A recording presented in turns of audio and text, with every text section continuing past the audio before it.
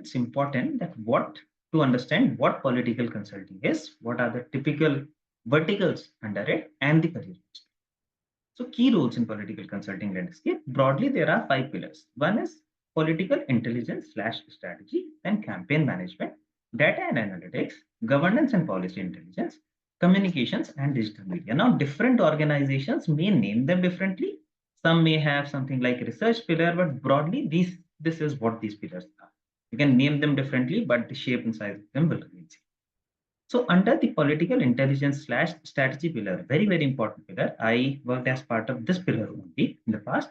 So here, number one, you do candidate analysis. So as part of this, you recommend who should be fielded as a candidate from a specific constituency. So you do a proper analysis of who are the, let's say, contestants, who are the people who are demanding tickets, who should be given tickets, what are the advantages which they will bring to the table, and then at the same time you also do a lot of permutations and combinations to analyze, say, who can be in the fray from the opposition. Accordingly, by doing all the arithmetic, you figure out and shortlist the candidate. So you make these kind of recommendations, very important. And then the multi-level narrative management. So at the national level, state level, and zonal level, you do the narratives, you build the narratives. Narratives can be, let's say, we saw saving the constitution as a very important narrative, which came in the last Lok Sabha election. So somewhere, you work on these kind of narratives. Similarly, let's say, in 2014, you talked about a lot of national security, nationalism, welfare scheme, etc. So all those are the narrative setting part, which are done as part. Then political actionables. So at the end of the day, the election has to be conducted or fought in a specific constituency. So what are the political actionables? What are the things which you have to do at the level of the constituency? Which leader, let's say, should be activated? Which leader can be posed from the opposition? And a lot of other things. What are the governance issues which are there on ground? What are the issues which we can raise on ground? Or let's say we can include as part of our manifesto and a lot of other things. And finally, when you, during the elections, then you build election war rooms and you do the proper election monitoring, management, and all that stuff. Management also means a lot of other things, but you can understand whatever you want. But then campaign management. So again, campaign management, under this, you do strategy, planning, and operational management of the campaigns. So let's say, as an example, a campaign can be about the Bharat Jodo Yatra. It was a very big campaign which was launched. So such kind of campaigns, you do a proper planning and on-ground execution of this. And then you also do a campaign impact assessment. What was the overall impact of these campaigns? Or let's say you have to finally leverage whatever heat is there on ground because of this campaign. So you do all that as part of it. And you also provide some speech input, slogans, and a lot of other things. As an example, Harar Modi, Ghar Ghar Modi kind of slogans, all these are provided by the campaign management. Right? A lot of slogans, a lot of songs. So these songs and these things are done by communication. Then third pillar is the data and analytics. So under this, because whenever you talk about, advising the politicians or anyone out there, you need data. You need to make informed decision. For making informed decision, you need data. You need to understand that when you talk about consulting a politician, you are, let's say, his experience is more than your overall age. And now if you a 20, 25-year-old kid is going there and advising a politician, so you need to ensure that everything you are saying is backed by data. So for this, you do constituency profiling, you do, let's say, you conduct past election and result analysis, what happened, why it happened, and most importantly, you conduct a lot of surveys, opinion polls, on-ground surveys, qualitative, quantitative surveys to back whatever you are saying, or even to form your opinions before saying. Then fourth pillar is the governance and policy intelligence. So we all know that every party releases its own manifesto before the elections, right? So here, these are, let's see, the policies or the schemes which you promise as part of this. So these are designed as part of the governance and policy intelligence. Here, the main lever, apart from creating welfare, is gaining an electoral edge. So those things, and also comparative analysis of what was done by the opposition, not done by the opposition, a lot of things. Then we have the communications and digital media. a pillar where you do a lot of research, content creation, as we were discussing with building songs. For songs, you have to first do a lot of research, figure out what should be the content of that. And similarly, brand building of political parties and political leaders. Whatever campaign we have to design here, ultimately it is this communication wing which has to ensure that it is executed properly on ground and social media. So basically, from this, you can understand that it's a very diverse domain. You don't need to necessarily know everything. If you are good in any one of those things, you can certainly get into them. Right?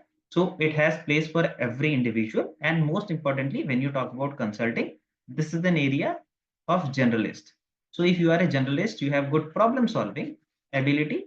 So you can certainly find a place in this space. But apart from this, you should have a good political acumen. That is non-negotiable. You should have good understanding of politics. You should be aware of what is happening around you. It's unfortunate that most of the people in this space do not have this acumen, but at least during this kind of fellowships, let's say Nehru Fellowship, where the selection rate is relatively less, they will ensure that the people who are selected have decent understanding. Then the pros and cons of getting into this field. So you get an opportunity to create a scalable impact, no doubt in this. As an example, when I was advising a politician, we designed a complete manifesto for a specific constituency. So this was done directly by my team, and then the politician gave free hand to us. So we finally ensure that it was part of the main campaign. So you get an opportunity to build this kind of campaign. At the same time, you also provide inputs for state level or zonal level kind of manifestos or promises to me. So you certainly get a possibility or an opportunity to create impact. At the same time, when you raise the right issues through the right channel, the right time, you also create an impact via that. So it's about how you understand that. Then second part is the diversity of work, as you can understand from the last pillars which we were discussed. Apart from this, even there is a huge diversity in terms of geographies. Sometimes you are working in rural areas, but at the same time, sometimes you are working with the top politicians, maybe sitting in their bungalows. At the other time, maybe you are delivering presentations to your top leadership, organizational top leadership. So huge diversity of work, and your UPSC experience can certainly be leveraged as part of this. You get a chance to work with some of the tallest politicians of the country. So the opportunity to build network is huge, undoubtedly, and decently paying industry, evolving field. So opportunities may increase over time, because in the past you may also have observed that the number of boutique consulting firms, political consulting firms, have increased, because earlier there was a time when only a national party could afford a political consulting firm, but now even individual politicians have political consulting firms guiding them. The regional parties, small regional parties, also have the political consulting firms guiding them. And there is a simple reason for this. Simple reason is penetration of tech.